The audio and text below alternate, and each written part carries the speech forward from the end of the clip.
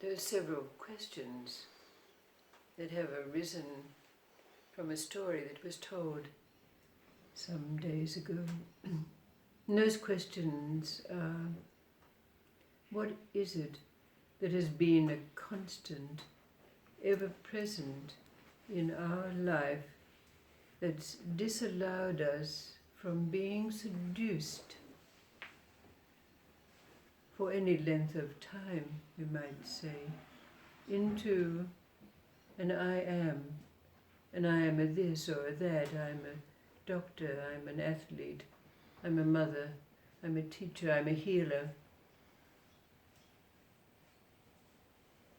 And the second question is, where are we when everything is the same and nothing is the same? Our sensory awareness tells us that the sound of the birds is still the sound of the birds. The smell of the mown grass is still the grass, and so on. But we no longer have to get up at 4 o'clock in the morning to train and run for 5 kilometers. We no longer have to prepare lessons or grade exam papers. Everything is the same and nothing is the same. Where are we? So in an endeavor to answer these questions, there's been several stories about books. And books, of course, denote knowledge. So there are several more stories to put into our pot to see if we can indeed answer these questions for ourselves. The first is the story about the great Sufi teacher who was also a farmer. And one day a seeker after knowledge came to visit him because this teacher had written many books and many lectures. But when the seeker after knowledge came to him, he said, I've read all your books, and some of the contents I agree with, some I disagree with, and some I don't understand. So the farmer said, come with me. And he took the seeker out into his farmyard. And he said, look, you see over there, there is my vegetable garden. And in it there are those who come here who may be vegetarians, and they love the spinach and they love the rhubarb. And there are those who come who look at the chickens and the cows, and of course they love to eat meat. And so it went on as he pointed out this and that. And then he said, but though perhaps you can realize that there is one thing in common, and that is that it is all food.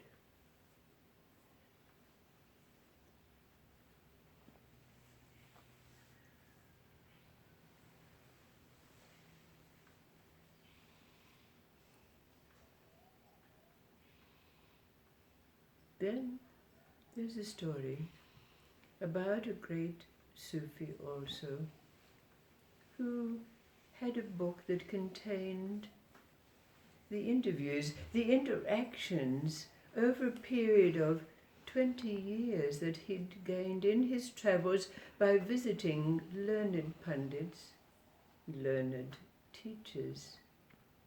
Now, there was a scholar who came along to him and asked if he could copy this book. So the Sufi teacher said, well, of course you can copy the book, but it's going to cost you 1,000 gold pieces. Now the scholar was affronted by this. How can you charge me 1,000 gold pieces for copying a book which means that I would not extract or detract from it in any way? And in any case, this is not something that a Sufi master would do. And the Sufi master replied, I am not charging you 1,000 gold pieces for the knowledge, because knowledge cannot be obtained from books. Only the means to acquire knowledge can be obtained from books. But I will tell you what I will do with that 1,000 gold pieces. I will give it to those who need to travel and do not have the means to travel. And by the way, what about the 50,000 gold coins it has cost me to make those travels which have allowed me to acquire that which this book contains?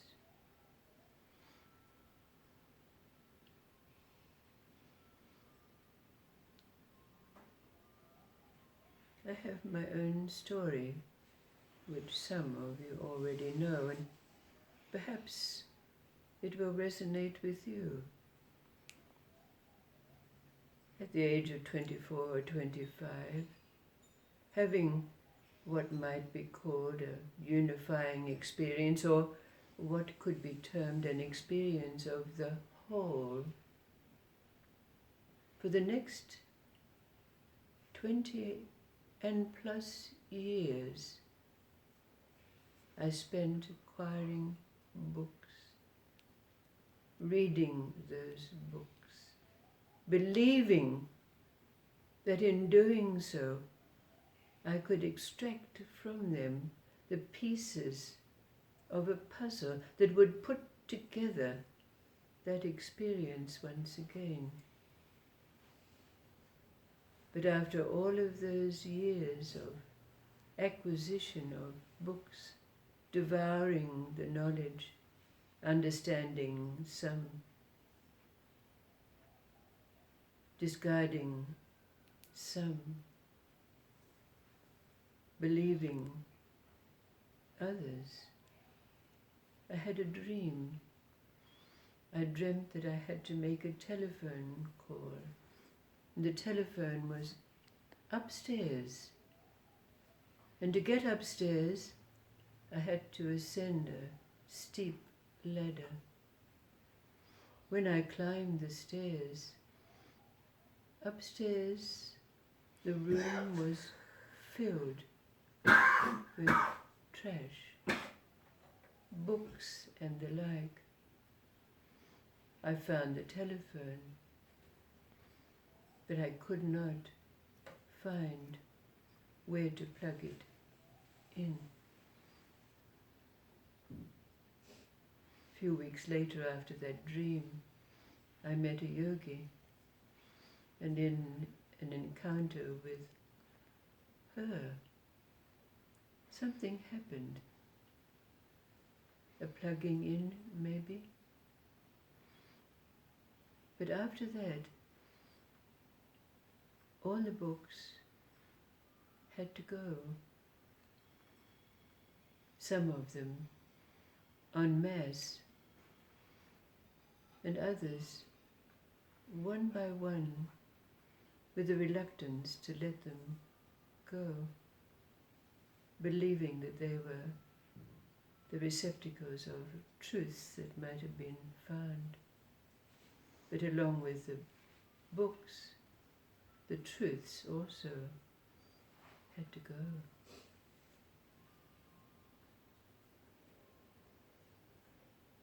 Putting me in that place where everything was the same and nothing was the same.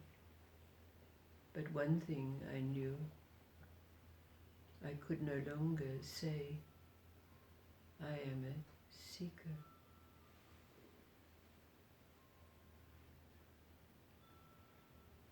as we put these stories about books and knowledge in our pot, in an endeavor to answer these questions, what's your experience? Can you yet state what it is that has been constant in your life, that has not allowed you for any length of time to be seduced into being an I am a this or I am a that? And where you are now, when everything is the same, nothing is the same. What say you? What is your experience?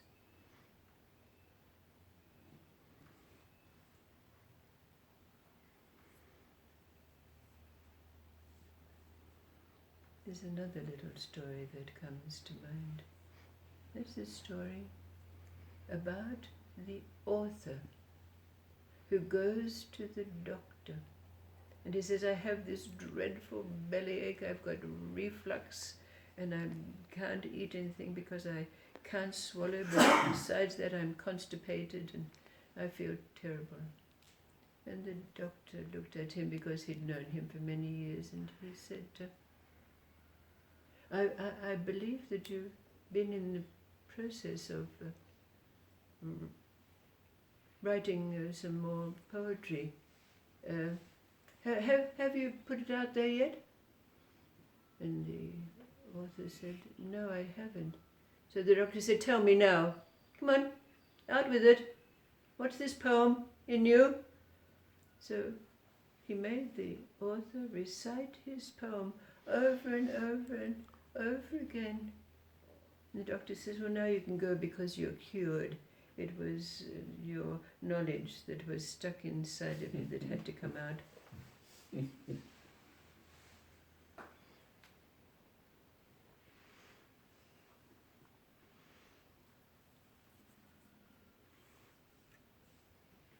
Knowledge.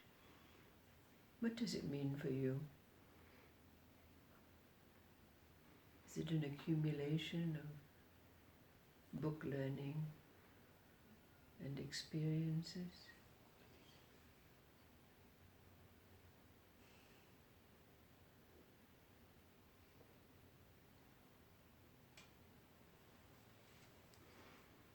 What's your story? What's your poem? What's stuck there that now has to come out? Out with it.